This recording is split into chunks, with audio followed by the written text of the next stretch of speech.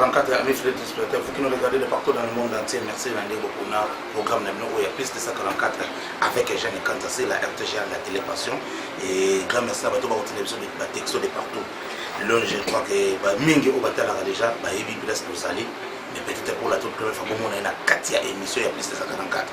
Tout ça, tout ça, mais Lelo, l'amour est aussi de présence, la 4e émission, pour tout cela par rapport. Il y a mon cas, beaucoup de gens on l'appelle le phytothérapeute Jean-Baptiste, à qui nous disons boîte à papa. Boîte à papa, j'aime comme ça. Bon, phytothérapeute. Oui, par la grâce de Dieu, toujours maintenant. Mais c'est que ça, il y a la ligne qui peut tout sur le par rapport à plus de 144, parce qu'il va falloir que le monde a besoin de beaucoup. Alors, cette fois-ci, quand même, la peine a besoin de côté avant de revenir à Katia. D'abord, un monde de bien venu pour aller au côté de partout dans le monde. En tout cas, merci ningi na bandeko banso bazuli bakwa kolanda biso na nzela na bilili. En tout cas, nzambe na ngai amona bino tomeka kopusa litoi pote tolanda na malamu toyeba o nini alaki ya mabunga ignorance ya leo api po tozwa boyebi na oyo tokolobela mokolo ya lelo. Alors, bandeko babenga ginga bana bezo tosolola na mokolo konyokola bato l'hémorroïde. Mais avant na ndoko l'hémorroïde nalingi na ntoyiba na kati ya centre na biso oyo ya boa sawe baspécialité nini oyo phytothérapeute asimbaka. Merci mingi papa Jeanne Kanta na motuna otuni na kati na centre na biso na consultor na biso elvanari ya boa saote awa toza na spécialité ezali un peu varié. Tosalaka totretaka tout d'abord maladie hémorroïdale na lolenge nango nyonso mibale, hémorroïde interne et externe. Totretaka na kati na centre na biso boa saote stérilité masculine et féminine. Na kati ya stérilité féminine totretaka kyste oyo etali makambo ya myome ya lolenge nango nyonso misato accouché par cole, myome utérine, myome lolenge nyonso totretaka yango. Totretaka na kati na centre na biso oyo nyonso etali bakyste ovarienne. Totretaka yango malade etali prostate, diabete, hernie na lolenge na yango nyonso. Makambo nyonso etali carie dentaire, sinusite et puis bamalade ya lie ike na bana oyo bana baproblème ya SS kati na centre na biso boa saote totretaka yango. Bato baza na problème ya tabagisme to mpe alcoolisme kati na centre na biso totretaka yango. Parce que je crois que bandeko balandi très religieusement et ça c'était juste pour la bokota parce que bandeko bana besoin ya apport na yo par rapport ya bokono oyo parce que bato babengi kinga balimeno phytothérapeute ayebi kaka oyo totokota sikoyo oyo totokota eza nini eza likambo oyo babenga hémorroïde. L'ampleur ya hémorroïde na niveau moko impossible surtout na kati ya ville na biso ya province ya Londres ekomi makasi ezokite so age te or kala tobanda koatribe yango na bakushe moko boye malade bokolo wana hémorroïde eza nini mpona bato bakolanda pour la première fois na kati ya émission na biso ya plus de 144 mpe na chaîne na biso ya Media Monde Presse mpona monde entier. Merci mingi papa Jeanne Kanta na motuna otuni biso na bandeko nyonso bazuli bakwa kolanda biso lelo tokoyeba kokota koloba na mozindo na eloko etali maladie hémorroïdale to mpe na bokuse hémorroïde. Par définition eloko tozobenga hémorroïde ezali la dilatation des veines qui attaque les régions du rectum et des canaux anal. To mpe na lingala hémorroïde eyali kovimba ya misisa na nsima ya kovimba ya misisa wana eyebaka na kotungisa kati na biso mosopo monene oyo tobengi rectum mpe na mosopo na biso oyo ya moke oyo ebimisaka salite na biso oyo tobengi canal anal to mpe anus. Seke na mokuse eloko tozobenga hémorroïde c'est la dilatation des veines. Mais nini esalaka bino lelo ekoma maladie parce que la veine, on dit dilatation de veine, oui. Mais pose que tu bien les maladies hémorroïdales des années. Merci mingi papa Jeanne na motuna otuni lelo poto benga maladie hémorroïdale ezali nini akobanda na motuna otunaki ngai ndenge nini ezotaki kaka bavene. Bon na moto nyonso nzambe akili ser humano nyonso ndenge tolobi na portugais to mpe na français être humain nyonso eyala mwana eyala mokolo ezala mwasi ezala mobali ezala soda ezala politicien ezala civil ezala padre ezala pasteur biso nyonso toza na veine hémorroïdale. Les veines hémorroïdales, ça fait partie ya ba veine oyo eza na kati na nzoto na mutu. Na kati na nzoto na mutu toza na balolenge ya ba veine. Toza na ba veine cave, toza na ba veine axillaire, toza na ba veine sphénique, toza na ba veine ya lolenge na lolenge oyo eza na kati na nzoto na biso. Les veines hémorroïdales, ce sont des vaisseaux sanguins qui ramènent vers le cœur les champs des capillaires et des canaux anal. Topé na kati na nzoto na mutu. Biso nyonso tozana oyo babengi veine hémorroïdale. Veine hémorroïdale nde esungaka biso bato kokamata makila na biso kouta nango na niveau ya voix basse na niveau ya se na biso mpona komema yango na motema. Mais veine wana ekomaka malade, evimbaka. Soko evimbi nde tokomi koloba hémorroïde. Topé maladie hémorroïdale. Vous qui nous suivez pour la toute première fois dans cette émission avec le phytothérapeute, oui, parce que le phytothérapeute Jean-Baptiste Oyo, il y a maison Boassao. Donc, sur l'année par rapport à beaucoup d'Italie hémorroïde. Et grand merci à partout dans le monde entier, la tour de santé à Paris, beaucoup d'Andabiso, Vili Nazanga, donc beaucoup de gens là-bas. Patrick Matière, on a fait Luanda, beaucoup de gens là-bas, c'est normal. Il est monde au pentacle, il est monde au pentacle, c'est normal. Alors, phytothérapeute, je rappelle que vous avez invité permanent à Bisso, les 4 moments manqués, pour ma peine à moi et les femmes, on est encore dans la deuxième partie de l'émission. On va souffler d'abord avec les premières images. Quelles sont ces images? Toujours une image où il y a notre pasteur Patmos, tout sur le Guinée, par rapport à cri de changement à Enango, il y a une Makambasika, il y a une Hollandais, les Tourozons à ce qu'on continue, deuxième partie, avec les phytothérapeutes. Dans la première partie, on a la deuxième partie, on a la troisième partie, parce qu'il est notre invité permanent. Si on parle le même langage avec l'héritier Sam, qui est le réalisateur de cette émission, suivant ces images avec beaucoup d'attention, de tous ceux qui ont continué à inviter principal qui n'est pas les phytothérapeutes Jean-Baptiste. C'est parti. On s'est déplacé de un niveau de golf, loge et pas y avoir tout dans la l'église. La façon dont on est le témoin de Jésus-Christ avec l'homme de Dieu, le pasteur Patmos, mais également. À sa peine, c'est on va représenter Mimi. Bonjour, pasteur. Bonjour. Alors, plus que tout le monde, vous êtes la RTGR spécialement l'émission spéciale avec les jeunes. D'abord, un mot de bienvenue pour la première fois à Katia l'émission. Ok, je me présente, Nazali, le prophète Jean de Patmos, Poussa, Moussoumoula. Nazanabe, Nanzela Nangaïde, Moussala Oyo, et Potami Katia Luanda, awa précisément na Golf Loge, ils ont Moussale Bandaki depuis Kinshasa, en RDC. Biso toza ba témoin de Jésus-Christ. Et non aucune église, il y a un prophète Patmos. Wana ezali langage selon les hommes pour la faiblesse à battre. Et à péché, mais il faut tout me corriger. Parce que c'est comme aberration. Pour la faiblesse à battre, on n'est pas pasteur dans le centre. Bon, ezali d'accord, on va daki, daki est en anglais. Eh, papa, il y a un parce que le daki on a qui pas wana. Il y a un second pas de l'autre ça na église à pasteur. Na kati église surtout benga na la frère. Frère. On a dit là on a dit là banane. Est-ce que tu vas comment la vérité? Non, ça on a pas rien à poser. Alors, vous avez monté, vous accompagné dans l'homme de Dieu. Vous se présenter la public tout le monde entier au Landayo, on a mon prophète Jean de Patmos. Merci beaucoup pour Maloba. Nabengami na kombo ya pasteur Abraham Kalumbu. Naza vraiment moko ya ba ami andeko, vraiment nous avons des liens. On a terminé ensemble la classe. J'en profite pour la pesa bana ya sekoma de Mbote. Ansamaniste bamutu vraiment. Na chambre ça. Naza pe na vision nanga. Vision na Mokombo, église les élites de Dieu, mais toujours soutenir campagne moko de voyer nango. Et bengami cri au changement. Au changement. On a deuxième partie mais c'est le changement. Alors, mon entendez na la lieu très bien. La ligne que sont maintenant les témoins de Jésus-Christ. Parce que battre le avec tout na Nous témoin de Jéhovah à loin qui concerne les témoins de Jésus-Christ. Pour la même chose que pour le Miguel Bandi. D'ailleurs, il a noté, nous témoin de Jéhovah à loin que ça bord na ende ba bien en bord na yi. Et nous to ba église ensemble loin le comment on bord na yi. Bon, tout ça ka thème on va utiliser pour la même chose ba ya ya ba bana betala tata noko. À loin na témoin de Jéhovah à que ce bord na yi. Est-ce que vous êtes témoin de Jéhovah ou on sera le témoin de Jésus-Christ? Non. Personnellement, Nazali, moi, un pasteur protestant.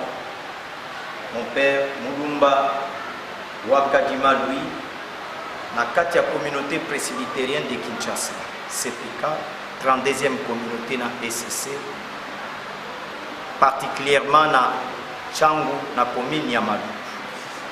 Si je peux dire, nous sommes témoins de Jéhovah, Israël n'est azalaki témoin à Jéhovah. Jésus-Christ ayaki ko témoigner Jéhovah. Qui est ce Jéhovah? C'est le Père. Yango azalobaki, le Père m'a envoyé. Le Père m'a envoyé. Mais na Jean 17 bandi kolobaki, la vie éternelle ezali baye bayo Yahweh nzambe moko ya solo pe motinda binayo Yesu Masia. Motinda miona s'introduire. Alors parce que pour nani bazai ko sambela Jéhovah, c'est le seul vrai nom de Dieu. Et ça peut Jéhovah tende babaxi A O G E O A. Mais zali Y H W H. Yahweh ezali tétragramme. Mais makambo nzambe ba edakate parce que na droit balobi que le nom doit être tiré dans le patrimoine national et le nom est invariable, inchangeable. Ndé naza Jean de Patmos sulukusa musungula partout au monde obengaka Jean de Patmos sulukusa musungula. Na côté wana tosimba te oza polémique ceux qui jour olinga tosa l'émission. Yango Yahweh wana qui était le créateur au-dessus de l'homme qui avait révélé son nom à Moïse. Je suis celui qui suis Yahweh. Nda s'est révélé alobaki à partir à péché ya moto. Tango Adam après Yahweh nde alobaki parole incarnation à travers Marie. Nanzela na yo nde semence ekobotama ekobima semence ako écraser mutu ya nyoka pe nyoka kuswe na talon donc ana kotia inimitié tokobya ni likunya ozanga koyokana entre semence na yo na postérité ya nyoka.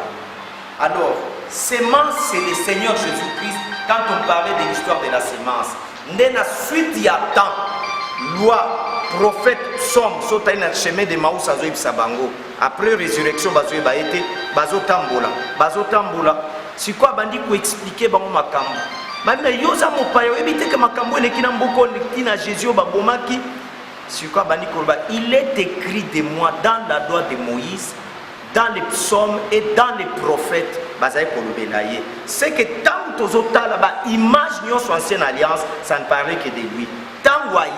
C'est Yahweh qui est venu dans la chair humaine. Yahweh bengi Emmanuel.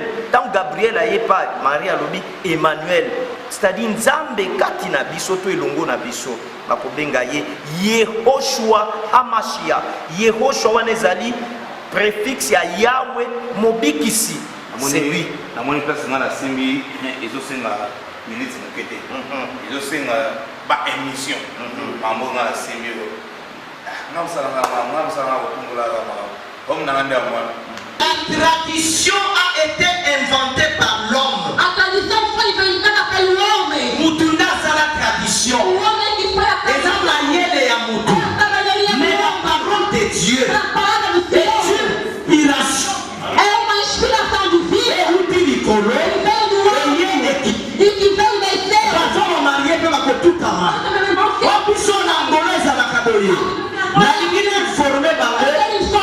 La Bible déclare et dit les peuples s'y rendront en foule et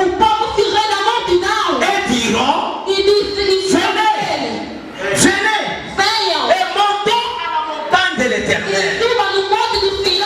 Quand de Sion sortira la loi, na Sion na mobeko kobima et de Jérusalem la parole de l'Éternel. La parole de l'Éternel ne vient pas de la République démocratique du Congo. La parole de l'Éternel ne vient pas du Brésil. Oh, nous sommes ensemble la l'église à la brésilienne. Nous sommes à Salakaboye. Ce sont les traditions humaines. La parole de l'Éternel ne vient pas aussi des États-Unis d'Amérique. La parole de l'Éternel ne vient pas aussi de l'Angola.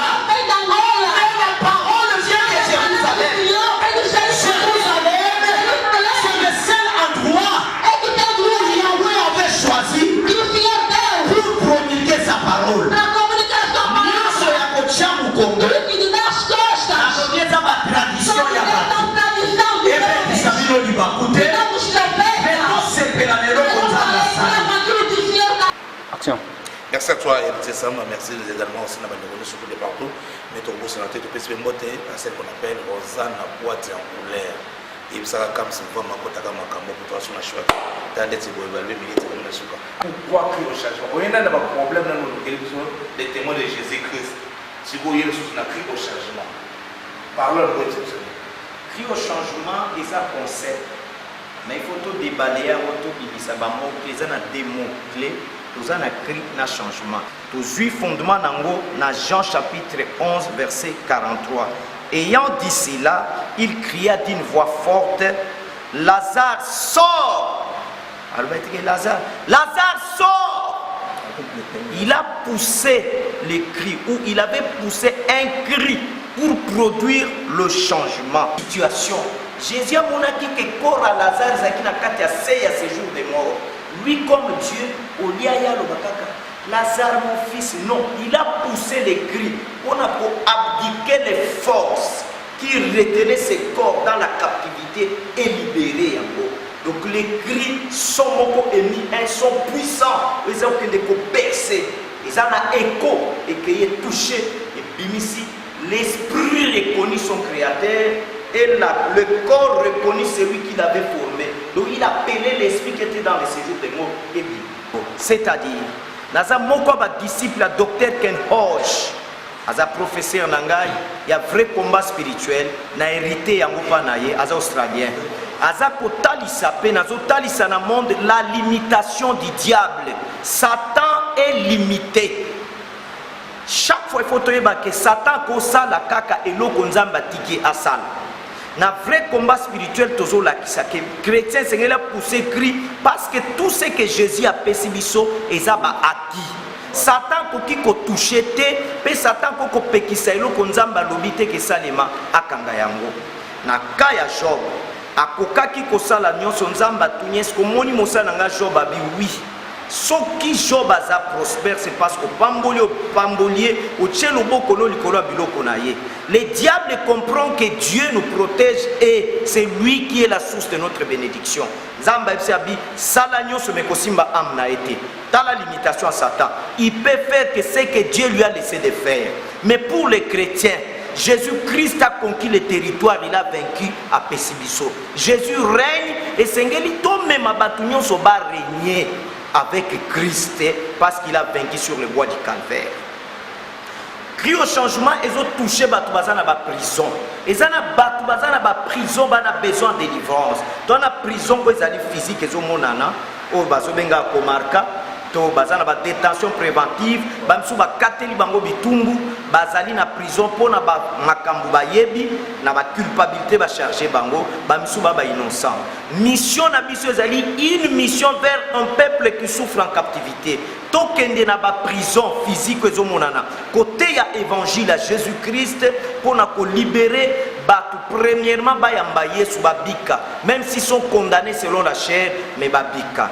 Et Nzamba sala pe grâce ba misu ba recouvrir liberté pe ba misusu na kati ya ba prison ba comme ba serviteur pe ba servante de Dieu toujours proclamer message à salut. Deuxième volet to kende na ba hôpitaux na ba hôpitaux ko kende ko toucher ba malade ko kende na ba homme de vieillard ko na ba bisika ebele na ba orphelinat ko prêcher l'évangile pe ko kende na mission holistique. Toujours à ce moment-là, tu me mis moi elamba atteindre les non atteints. Net na pyramide de mythologie. Dans bazo tracé, net Angola ils appellent parmi les pays non atteints. Est-ce qu'il y a du réveil en Angola? Oui. Parce que Elia Lobaki, je suis resté seul prophète de Dieu. Ils ont tué tous les prophètes. Zambabi, tu n'es pas laissé. Il y a encore 7000 qui n'ont pas fléchi les genoux devant Baal. C'est qu'il y a des gens on Zamba ont utilisé un mouvement réveil na kati Angola. Tant mususunga na ebi bangote, mais ils sont là. Mais réveil au tozana ngo besoin. Oyo réveil baléaki monde entier. Na bané 80, il y avait des gens bazai ko céder ba concession na bango ba mapangu pona l'église. Mais aujourd'hui, ce n'est plus ça. Yangozo ka phénomène tant zo ba dadi ezatendenga anglais bengi papa phénomène est commis bornanga. Mais toi on a besoin to zonga lisusu. tozali koyemba cantique wana Jésus revient, alléluia, Jésus revient, alléluia. Alors vrai combat spirituel ezali pour la délivrance intégrale, il y a l'homme, tout l'homme et tout homme. Bikisaye, au Kangola, il y a des gens qui prient dans l'église, mais ils sont possédés. Il faut qu'on délivre bango par l'évangile de Jésus-Christ à travers Moussalaye soit Kokisa Nekous. Parce que c'est la croix qui est le centre. Bateau bazak bazo sambela mazo botate. Pourquoi est-ce que Kobota il faut basambela ponango? Oh, c'est une bénédiction. C'est des témoins de Jésus-Christ et Zoamina Massina quartier sans fil na ville province à Kinshasa na vende de la poste Méonef tous mes jeunes pasteurs, mes enfants, Zamba Pambola Bango, pena dédié moi sinanga maman Ornella, Chilombo Lukusa, Nabana Nangai, Nyoso Yopona gloire et encore Yesu. Merci pasteur Abraham, on a dit que le capote Bango Lanayo. Moi il me kozanga témoin wa salutation vraiment na pesi surtout mbote na maman Nangai, maman Luka de Maria, Zamba Pambola yo, papa Nanga Kalumbu, Zamba Pambola bino bandeko nanga ba philo, je vous aime. Na dédié mission na bino pe na moi sinanga vraiment na lingaka ninge Mérance Mbali. Nous espérons que ces images ont fait plaisir. Nous avons tout bas côté sur les partout du monde entier. Donc, on va tenter de faire une machine merci parce que quand la minute est dès la semaine prochaine, nous allons mais également aussi dans maman la biso Kati Gibol. Il y a des Albert Gibol na Kafoufou. Na koya déjà ba na Kafoufou na koya semaine prochaine. Nous allons bino koya otana na comptoir Suleiman et pas ya Dadi Sassa. Le boss Dadi Sassa, Dadi Sassa, Dadi Sassa. Nous allons voir déjà. Donc, puis nous avons fait un merci à toi, Chinese, vous êtes mon emporte. Et puis ça va 10 ans, papi, merci, Nakoya, le boss Gilles Samba, Nakoya. Vous êtes même bien, Gilles Miteng, on a tous un chamoulam, Nakoya. Nous allons lire des mélanges, merci Nabino. Mais tous sont encore beaucoup de parce que tu n'as pas beaucoup de pour appeler ma problème de solution Nabino. Ils allaient phytothérapeute, Jean-Baptiste. Ils ont un monde normal, tu dis, vous aimez le volcan. Alors, phytothérapeute. Bateau n'a pas de problème normal parce que c'est qui est déjà la campagne de cette façon on appelle tout ça sous parce que politique pour la fois kauma pour bocal le ziba et parce que il problème de coach foot ça pour y déjà bon ça sika et ça va bien to penser bien la PCP mtu nanga mengi akati ya partir Kinshasa yena bien na bienvenue on a éduqué le Rwanda biso bon établissement donc calamité tous ans tous on a beaucoup lelo yo bato belé na mitu ndeka to sala miso ba bato benga belé bato atini ba texto na ba bani ba yeba bato ba Patrick Matia na ba Guinée mondo pantalon ba ba cause nini cause parce que maladie hémorroïde a mourir de biso to ba fait notre nom mais nini cause parce que maladie hémorroïde alors merci mingi papa Eugène comme ça na botuno otuni ya boyeba eloko nini ekosaka ba maladie hémorroïde eloko ezo causer ba maladie hémorroïde eloko liboso alimentation et donc on a mis balai où ils jouent ça là et c'est mon comme on a un problème il y a maladie hémorroïdale quatrième tout ça n'a pas qui a lavage intestinal donc pour ça on a tout joli premier classe mais à temps où colombo côté à vos sphérings na et topé pompe na et à mais pour ça la lavage intestinal toujours le lavage intestinal kotungo c'est très très capital. Parce que base ya ba maladie nyonso o ezo déranger biso na kati na nzoto na biso base na ngoto pe e chi na ngo mingi zouta na manque ya lavage intestinal. Osoza maladie pourquoi?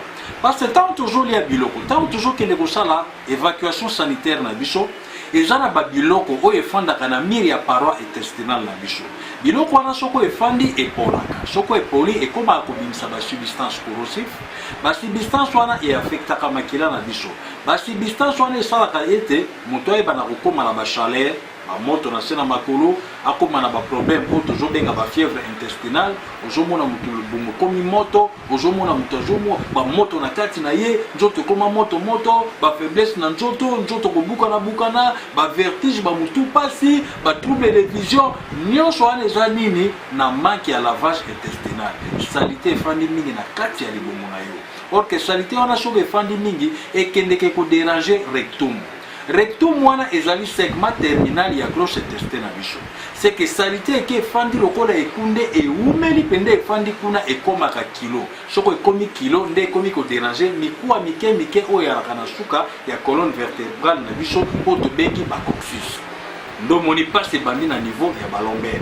Tellement salité efandi mingi. lokola posala ka lavage intestinal te kaka kolia mikolo nyonso ekokoma kodéranger de l'homme na yo ndomoni moto akomi na baproblème na niveau ya balombe ndomoni place ya balomber place ebandaka manque ya lavage intestinal nde ezosala ete moto akoma na fièvre intestinale manque ya lavage intestinal nde omona ete moto akomi kobimisa me misolo akosala gaz bozoka solo mpena manque ya kobolo ezobima na kati na ye nyonso wana eza nini manque ya balavage intestinal manque ya lavage intestinal nde ezotala ete okoma meme na nzoto na yo ozomona tentire na yo ezochange ekomi soko otoki ozoka mpenza okoma obimisa solo mabe na nzoto nyonso eza nini ya manque ya lavage intestinal c'est que manque ya lavage intestinal ezosala ete moto akoma na bakose ya bamaladi hémorroïdale bandeko bafandaka esika moko mingi le vendeur bato na babiro les chauffeurs les mécaniciens bandeko bazozwa volant ya voiture akozwa yango neti banda lwanda ti wambo akozwa yango banda lwanda ti musheko akozwa yango banda lwanda ti saorim ou bien banda lwanda ti vinduk bato wana nyonso baza bite na bamaladi hémorroïdale parce que veine wana ezokoma dilate veine ezokoma ya kovimba le pilote le frère serviteur de Dieu bandeko baza na musala ya koganga mingi okomona moto aza engagé na kati na musala na nzambe mais sika nzambe atindi ye po akende kobatir esika kuna nano tie instrument te mais ntango aza koganga ntango azokota na musala ya kotelema epai na nzambe kolela mikolo nyonso po ete bato bamonana bavene wana ekomaka ntila te ndomoni moto akomi na baproblème ya maladie hémorroïdale bandeko na biso batailleur bazalaka bite na baproblème wana les serviteurs de Dieu tous totangaki les professeurs bandeko bazali kotangisa balaka pe bite na ba problème wana bandeko na biso ba joueur balaka pe mingi bite na ba problème ya maladie hémorroïdale c'est que tout nyonso azosala mosala ya makasi oyo ezosenga ete effort physique esalama makasi mais lokola aza bite na ba problème ya manque ya lavage intestinal bakomaka mingi na ba problème ya maladie hémorroïdale yapipi yo mosala yo nde olongola motuka awa na niveau ya lwanda ti Kinshasa talana niveau. Quels sont les inconvénients de la maladie hémorroïdale? Merci Mingi, papa Eugène Kanza, là c'est très capital. Parce que maladie hémorroïdale mal soignée, maladie hémorroïdale où ils ont la négligence, maladie hémorroïdale où ils ont comme le rôle à sujet tabou, moi si aux oboya roye bisaye, topé moi si pas un problème, moi la zoboya roye bisayo et pour ça pas problème. Et là quand les maladie hémorroïdale et qui comme la bicho stérilité. Autour de la question, comment phytothérapeute a le dit la stérilité? Parce que la maladie hémorroïdale n'est pas un dysfonctionnement sexuel et joya, autre bien éjaculation précoce. Na la maladie hémorroïdale, le col est ruiné au mingi, il diminue pas la veine ya mutu. Or que na la veine ya mutu, tu as peine à irètre. Irètre na biso, oui permettra à biso, poto bimisa malome na biso, oui permettra à biso, poto se sous-élanger. Très bien. Eza na kati na musisa na yango misisa mike ya kana kati ya iretre na biso yango pe ekondaka maladie hémorroïdale soki ekoteli mama mingi ne mama kokoma na problème ya frigidité aza lisusu na problème aza lisusu na posa ya mobali te maladie hémorroïdale soki ekoteli mwana mobali mingi mwana mobali akokoma na problème ya manque ya libido oyo tolobaki ezali instinct psychique instinct sexuel oyo esalaka ete moto soki amoni elenge mwasi ayoki posa asepeli na ye mais ce qu'on constate est que l'on a déjà les sociétés, on connaît un problème, il y a un manque de libido. C'est que la maladie hémorroïdale, les gens n'en béba ma casse. Maladie hémorroïdale et quand tu as infidélité, la casse. Papa comme il banga maman, maman comme il banga. Il arrive foula makamomiki. On va prendre les dernières images pour te dire parce qu'on a fait ton thérapeute parce qu'on awa na boa saoul va prévoir nini pour la biso. Olá, boa tarde todo mundo. Eu sou Babi Police. Já cheguei. Estou a falar sobre Eugène Kanza, o bonitão, o melhor jornalista do momento. Quem está a duvidar com isso? Hã? Quem está a duvidar? Desliga vossas câmeras sujas, as vossas imagens, vossas fotografias, vossos programas. Quem duvidar mais que o Eugène Kanza vai levar chapada. Já disse. Tchau, pá. Tchau, pá. Tchau.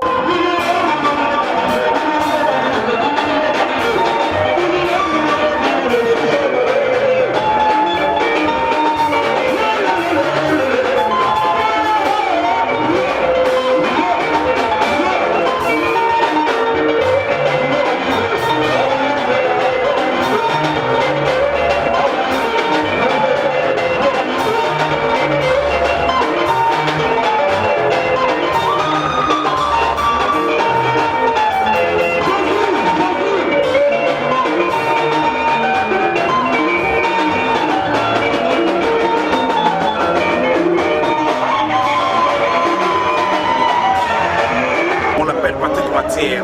Pourquoi Patrick Mathieu? Pourquoi il y a un akata makambo? Il y a mon alito sur l'année pour la première fois. Nakata émission émission. Bon nom de Patrick Mathieu. Patrick Mathieu. Patrick Mathieu. Donc il y a eu des on a eu que la première mystique. Et puis au Kanimbo Kanabolo. Aussi belle loi de Patrick Mathieu. Nous avons ensemble dans ce livre c'est le message. Dans le pays où les amours dans le mission Rwanda, à Kiambola, donc il faut que ça m'agambo, ma chaîne a mission à la Catamanda, et de vous faire ça. Mon de vous faire c'est pour le plaisir. Il y a Dada Versatoire parce que bientôt là, on a sur l'hôtel. Alors, tout sur le même.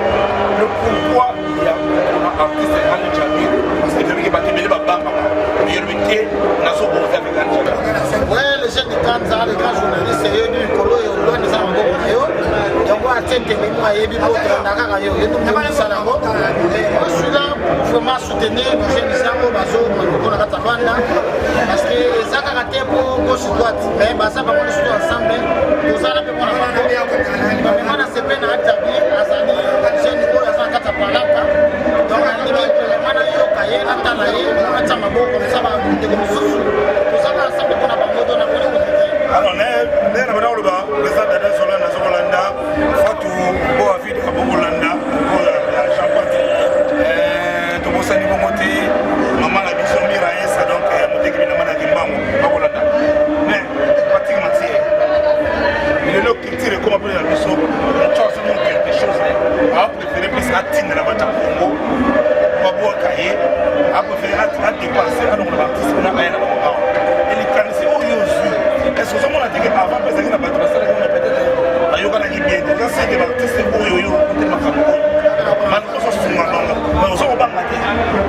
On va tellement ça parce que si tu as la volonté de faire quelque chose, tu t'en as pas à me battre. Parce que bande qu'on a mis sur tu as un beaucoup qu'on a koduka et ngana mona que non bazo na la mingi. Alors faut nous avoir courage pour y avoir la musabango parce que on a beaucoup de talentés mais baza na ba capacité te on a des moyens pour s'en sortir. Comme nous sommes là et on a moyen de aider bango. Donc c'est là que nous on a pas nous aider à Djabi. Après les autres naza simana bango donc on a produit bango. C'est que nous on est là pour aider bango. On s'en juste la musique pour bien la mine mondaine toi tu vas musicien va bien la musique chrétienne. Donc nazo s'occuper nazo vraiment occupation de la musique chrétienne tonité tout le monde je suis là pour la bango donnant sur tout le monde. Nous faut nous appeler le bon le bac dans ensemble. Après non faut sur la banda na bango na concert tout na bango. Ça va pour la rater. Non non dire là pour tout le monde. Eh na bi ndenge yo sur la ensemble. Kaka na ba concert tout na ba album na bango ba studio. Naza oyo la kaja kutinda. Donc quand on va tindi je suis le lit na yebo na sur la bango donc il va que Patrick Mathieu d'Angola Zali. Na ko soutenir ni bango tina ni fobo. Donc tout le monde dans la vie. Tout ça merci na nzambe pour atteindre biso Patrick Mathieu. Tout ça merci na nzambe ndenge atteindre biso président Dada Zola. Tout ça merci na nzambe ndenge atteindre biso na ntaka na kombo na te. Zana kwa shawe bisa kwa fe kwa kusala ngai. Arike le ngwana ma Brigitte, elle a mon normal. Alors Patrick Mathieu, là on a cette béni comme on a les canissons c'est les attraits capitales parce que la mission a mis sur autour à la bango awa. Comme on a bien les musiciens congolais de la diaspora congolaise en Angola. Parce que c'est négligé. Nous sommes dans la production, parce que nous sommes dans l'artiste la Kim, même pour enlever les rideaux, elle m'a dit par rapport au niveau. Alors il y a en tout cas tout qui n'en met. Et nous n'avons pas un système pour nous en Angola. Système à diabo. Et nous avons un Jamil, le bitan on bosse là qui ngani na quelque chose et comme on a été il était à ça on a qui ngani à ce là on a fait non non non je dis bien au début moi je tout le monde donc on déconne surtout parce que pour la mission na pela ça pour la banque de na ça on a si ma banque na ko sunga banque banque ni aussi na planité na cabolité polémique pour la matière na ça on ça la kaja boutique na bino celui là donc il ici na ya na ko sunga tout le monde il y a pas de problème non les temps on va doit numéro na yo moi dédicace na moi pour la numéro na mission donc bande ko na biso so bazona na biso to ça wana pour ko sunga bande ko so ba komala basa katangola donc ngana za eli on ça ba ka botinga ko sa timinga na ye celui-là derrière tout le monde donc nazo ki pete ko sunga mukinoso ande ko no bana kongo bangota ko diki manjingo grâce pangu donc tout le monde blesse d'Impiolani yo yebi na kipe mu de ko sa poto bangota to ba coloniser mundele ba pratique mafuba to bino tout na passe ba salama trop donc toza wana mpona kosunga bandonso na kati ya lwanda et de c'est votre Patrick Matière donné ensemble amotra kodo toza wana tokosepesa tout le monde oyo aye na faite tokosunge sala traité ya piano bayaki nango na ntongo mpona tolandela bani nango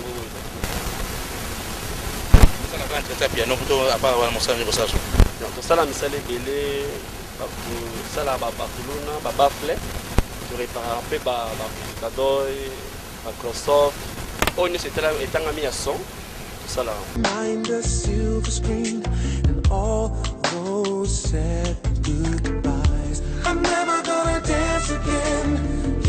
Oui, n'est-ce qu'à Tom qui est quand même courageux.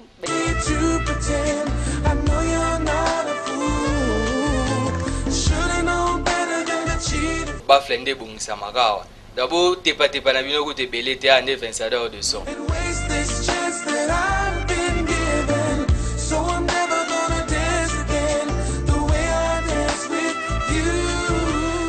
Biso spécialité na biso vraiment ezali son. Bongisaka to monter to teki to salaka penza o bafle bandi na zéro. To zuango to sali bomoni penda ke logo euti libanda mais on eza Made Palanka. Adresse na biso eza na Strada Nova na Palanka, référence na biso eza Bar Rasta.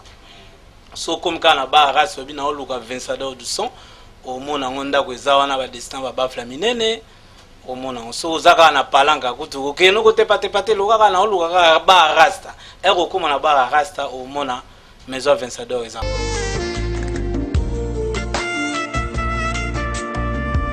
C'est pour le plaisir de Henri qui est le bala mama Brigitte qui colle long Henri qui est dans sa parce que tout ça la nayo et puis to bossa na bonté des amba bantimba le premier ministre de Lubango.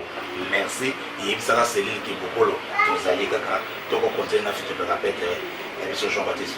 Nabi kana mito mama za kotono oh mais na combattre ba semaine comme la na jeune kata bungi kombo na yo kingi mama na bungi kombo na ete azali na courage wa biso vérité mabe asala na yo on etanga so kombo na ete osonga na liba besala on na ko kabala liba na bino et non normal donc na ko tanga kombo na yo mais to ko tanga il est monde contact to ko tanga Patrick Matière merci à toi et to ko tanga bande surtout depuis tout les kinda ya kati double volcan na salabana yo toujours et pas na biso na boa saoud tuzali na kisi na biso ya hémorragie anal.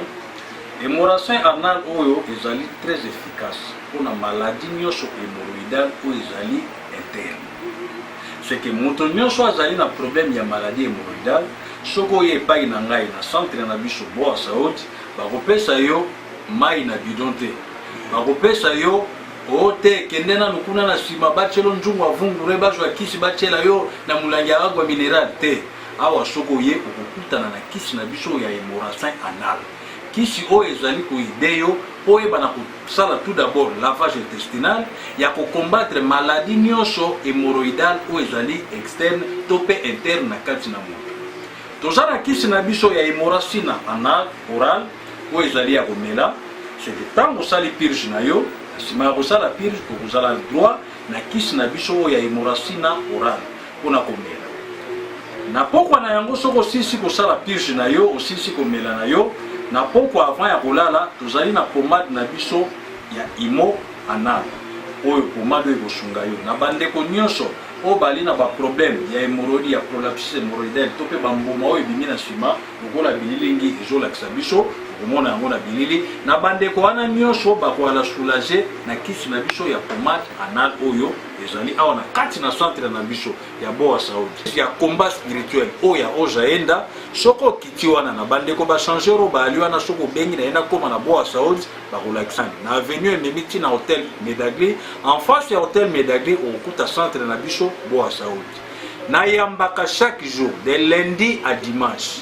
de 6h à 21h le dimanche de 12h30 à 21h. Merci mille. Yeah, merci. Ça n'est fini pour aujourd'hui, amis fidèles téléspectateurs. Vous venez là de suivre les filles, tout rappelle Jean-Baptiste par rapport à Bokono, Minemo Boyogi, ni les bisous de Rolo, tout qui n'a pas place à bien. Qui est parce que ma bien, ça a. Le bisou de Mélamine, ma bien.